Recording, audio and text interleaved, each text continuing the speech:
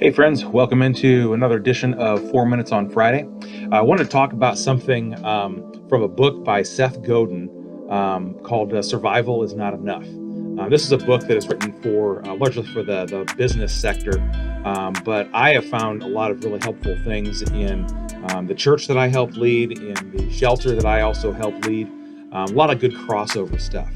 One thing in particular that really jumped out to me, he was writing about feedback. In particular, he starts with feedback that can happen when you are, for instance, on a platform or a stage where you have a microphone and you have a speaker that you might be standing in front of, and the sound of your voice coming through the speaker then feeds right back into the microphone, and you get the screech, the squelch, the horrific sound. And obviously there are problems that are associated with having feedback. You're either standing too far in front of the speaker, or the microphone isn't very good and it is picking up the extra sound that's coming through the system. What he does that's kind of interesting in this short little writing on feedback is he says, he talks about feedback being a positive thing. And what if the feedback that we receive became the amplification of the propelling of the organization that we're a part of or that we lead, that became the driving force? And it really got me thinking about the feedback that we receive as individuals.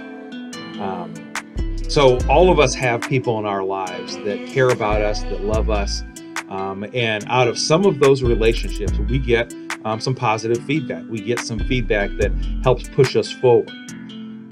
But on the other hand, on the other side of that is the feedback that comes to us that is not helpful, that is reminding us of our past, that is holding that past against us, that is it's just very limiting. It's not encouraging. It's not helpful.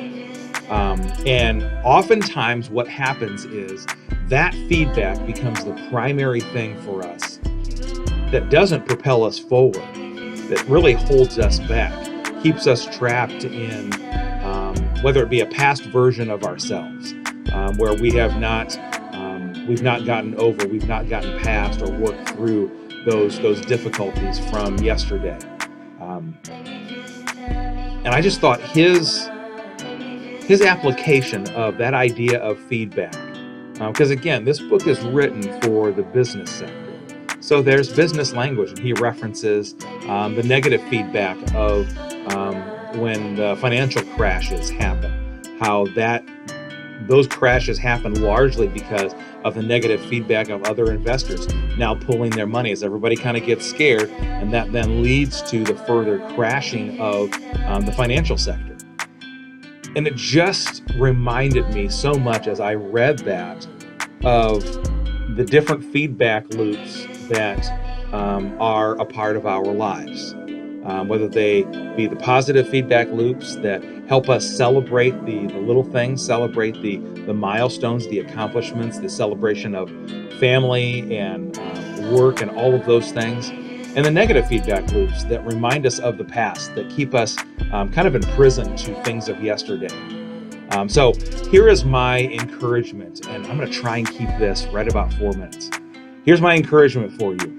Be one that is positively feeding back into the lives of other people, and the feedback that you receive in your life, make sure that you are allowing the positive feedback be the thing that propels you forward. Those are incredibly important. Those are two important distinctions about your life. The life that you live with others, are you providing positive feedback into their lives? And the feedback that you receive, are you dominantly surrounded by feedback that is encouraging you or discouraging you? And if that's the case, it might be time to make some changes. All right, we'll see you next week.